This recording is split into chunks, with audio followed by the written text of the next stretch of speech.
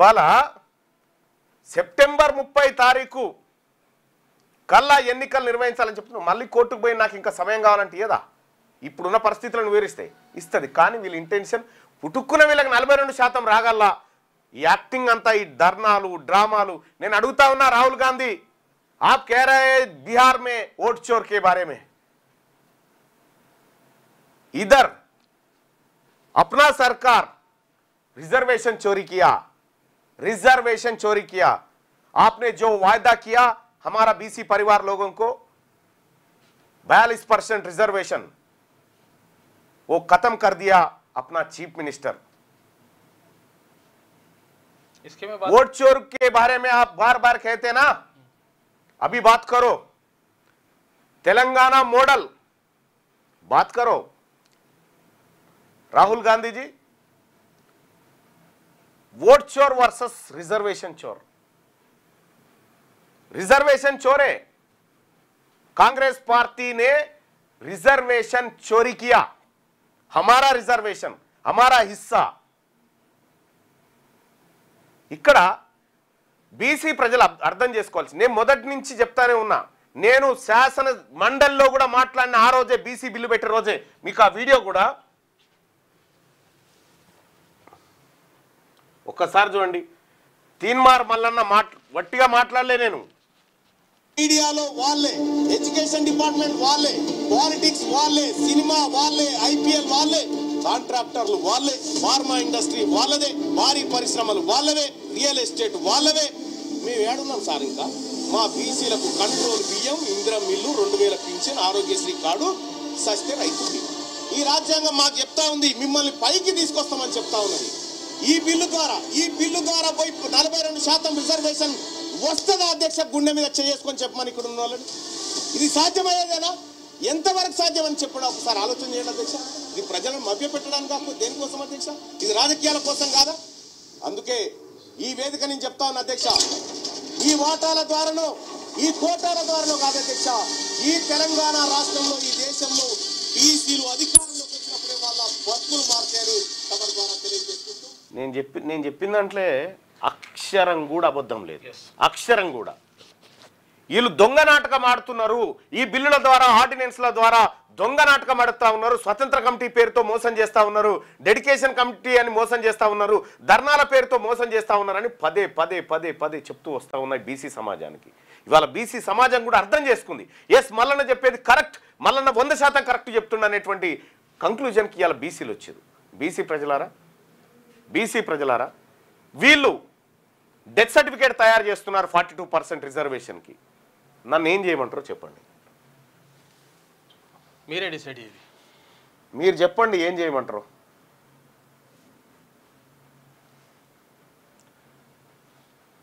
అన్నయ్య, రేవంత్ రెడ్డికి పాలాభిషేకం చేసిన వాళ్ళు ఇప్పుడు చెప్పుల దండ వేయాలి, లేకపోతే మీరే వేసుకొని ఊరేగాలని చెప్పి చెప్తా ఉన్నారు.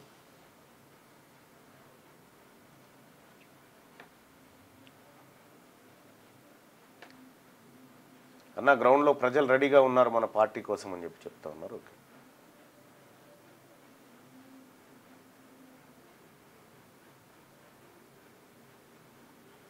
అన్న గుడ్ మార్నింగ్. మనం బీసీ నినాదం అంటూ సంవత్సరం నుంచి పోరాడుతుంటే రేవంత్ రెడ్డి గారేమో వారి టీం సభ్యుల నుండి మన బీసీలకు మభ్యపెట్టి అందుకే ఇప్పుడు బీసీ నినాదాన్ని నీరుగారుస్తున్నాడు. అన్న, మీ అందరి డ్రామాలేం చెప్పక ఆయన బీసీ పార్టీ ప్రతి ఊర్లో బీసీ బిడ్డ నిలబెట్టండి, దాని దగ్గర నుండి గెలిపించుకున్నాను. ఎస్ చరణ, నువ్వు కాంగ్రెస్ పార్టీకి డెత్ సర్టిఫికేట్ ఇవ్వంటున్నావు. 100% ఇస్తా. కాంగ్రెస్ పార్టీని, నా బీసీల కుత్క పైన కాలు పెట్టి తొక్కి చంపినటువంటి కాంగ్రెస్ పార్టీని నామరూపాలు లేకుండా ఈ తెలంగాణ గడ్డ మీద చేసి చూపెడతాం. బీసీల సత్తా ఏందో చూపిస్తాం. మీకు పుట్టగతులు, రాజకీయ పుట్టగతులు లేకుండా చేసేటువంటి పరిస్థితి ఖచ్చితంగా తీసుకొస్తాం. ఎక్కడ ఇప్పటికీ నా జాతుల్లో 89-90 కులాలకు ఇప్పటిదాకా అసెంబ్లీ ఆడుందో తెలియదు. ఎన్నో పేద కులాలు కనీసం సర్పంచ్ కూడా పోటీ చేయలేనటువంటి పరిస్థితిలో ఉంటే వాళ్ళని మభ్యపెట్టి, వాళ్ళని మోసం చేసి, వాళ్ళ ద్వారా ఓట్లు దొబ్బుకొని మిస్టర్ రాహుల్ గాంధీ, నీ ఒపీనియన్ ఏందో చెప్పు దీని మీద. రాహుల్ గాంధీ మాట్లాడాలి ఇప్పుడు. రాహుల్ గాంధీ గారు మాట్లాడాలి. దేశం మొత్తం గురించి మాట్లాడుతున్నాం. ఈ దేశం మొత్తం గురించి మాట్లాడుతున్నాం. తెలంగాణ ప్రాంతంలో ఉన్నటువంటి బీసీల హక్కులను కాంగ్రెస్ పార్టీ సజీవ సమాధి చేసింది. దీని గురించి నువ్వు మాట్లాడు. కిడ్నీ బాగా 42% రిజర్వేషన్ ఇవ్వకుండా నీ పార్టీలో ఉన్నటువంటి అగ్రవర్ణ సీఎం, అగ్రవర్ణ నాయకులందరూ కూడా మా బీసీల కడుపు పైన కాలు పెట్టిర్రు. ఇది 100% అన్యాయం. కాంగ్రెస్ పార్టీ పైన బీసీ ప్రజల యుద్ధం మోగిస్తాం. ఇక ఈ పాలాభిషేకాలు, ఈ ప్రశంసలు, ఈ పూల గుత్తులు పట్టుకొని పోయినటువంటి బీసీ నాయకులకు కూడా రిక్వెస్ట్ చేస్తా ఉన్నా, అన్నా దండం పెడుతున్నా, మళ్ళా బతుకం మళ్ళా జన్మ లేదు, గుర్తుపెట్టుకోరి. ఏమన్నా చేస్తే ఈ బీసీ ప్రజల కోసం ఇప్పుడే చేద్దాం. బీసీ ప్రజల కోసం రండి. నేను 1000 మెట్లు దిగైనా మీ కాళ్ళ దగ్గరకు వచ్చైనా సరే మిమ్మల్ని బతిలాడడానికి సిద్ధంగా ఉన్నా. మీరు పొరపాటున అమ్ముడు పోకండి, అగ్రవర్ణాల చేతుల్లో కీలుబొమ్మలు కాకండి. రండి. మన ప్రజలు మన కోసం వెయిట్ చేస్తున్నారు. మన ప్రజలు మన కోసం ఆలోచిస్తూ ఉన్నారు. 26 తారీఖు నాడు మంత్రులు ఇచ్చే కమిటీ రిపోర్టే బీసీల 42% డెత్ సర్టిఫికేట్. అది 42% రిజర్వేషన్ కు డెత్ సర్టిఫికేట్ రాస్తా ఉన్నారు వాళ్ళు. బీసీ మేధావులందరినీ, బీసీ యువతను, బీసీ ఎవరైతే కవులు, కళాకారులు, ఉపాధ్యాయులు, సింగరేణి కార్మికులు, ఆర్టీసీ కార్మికులు, తెలంగాణ రాష్ట్రంలో ఉన్నటువంటి సమస్త బీసీ నాయకులకు, బీసీ ఉద్యోగస్తులకు అందరికి కూడా చేతులెత్తి దండం పెట్టి చెప్తా ఉన్నా, నవార్ నెవర్. ఎప్పుడు కాకపోతే ఎప్పుడు కాదు. మనము చనిపోయిన తర్వాత కూడా మనకు చరిత్ర ఉండాలి. ఆ చరిత్రలో మనం అందరం కూడా భాగస్వాములుగా ఉండాలి.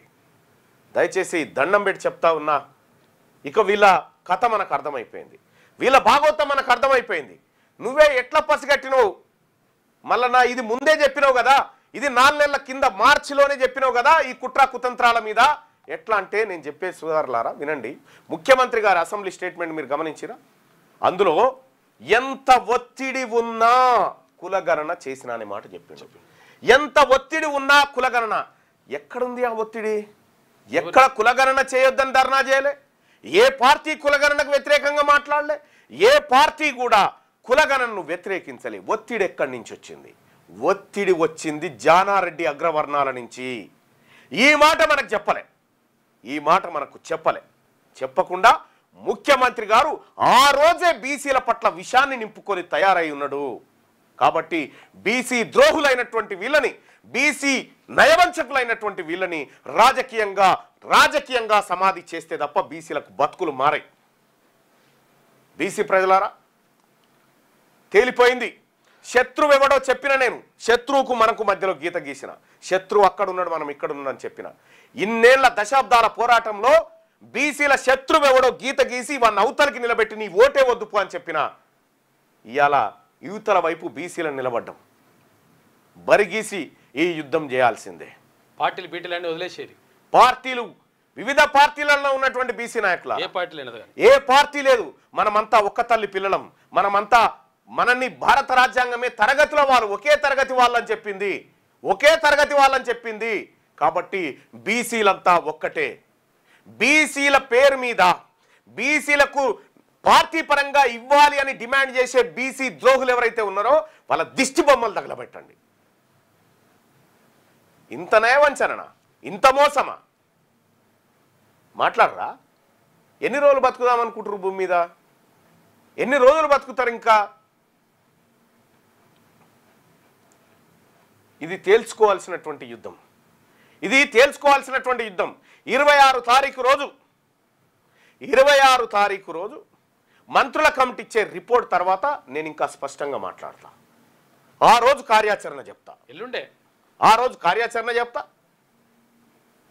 ఈలోపు కొన్ని కార్యక్రమాలు ఉన్నాయి, పార్టీకి సంబంధించినటువంటి కార్యక్రమాలు అవి ఉన్నాయి. ఆ కార్యక్రమాల్లో వీళ్ళని నమ్మకనే నేను నా పనిలో ఉన్నా.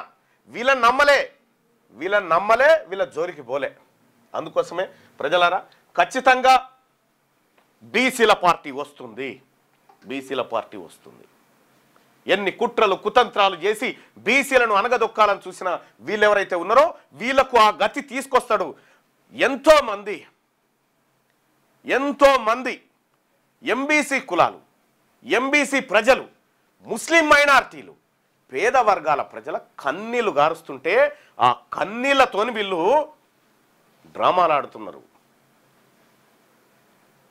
ఎస్ ముఖ్యమంత్రి గారు, నేను చెప్తా ఉన్నా, మీరు మాకు దోకా చేసిరు కదా, కావాలనే దోకా చేసినావు, నువ్వు కావాలనే దోకా చేసినావు.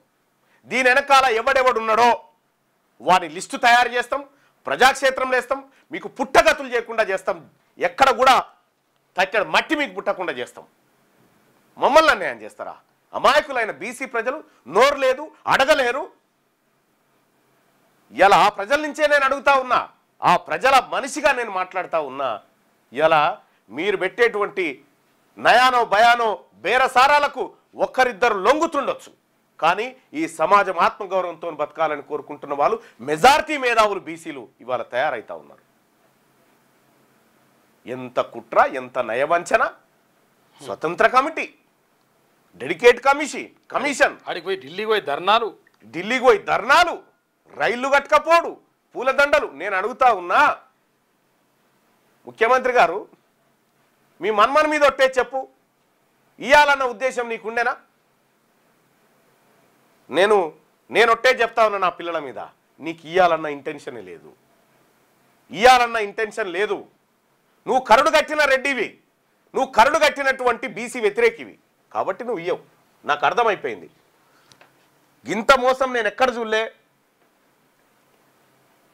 Can you as a citizen not file A case in supreme court అని అడుగుతా ఉన్నాడు.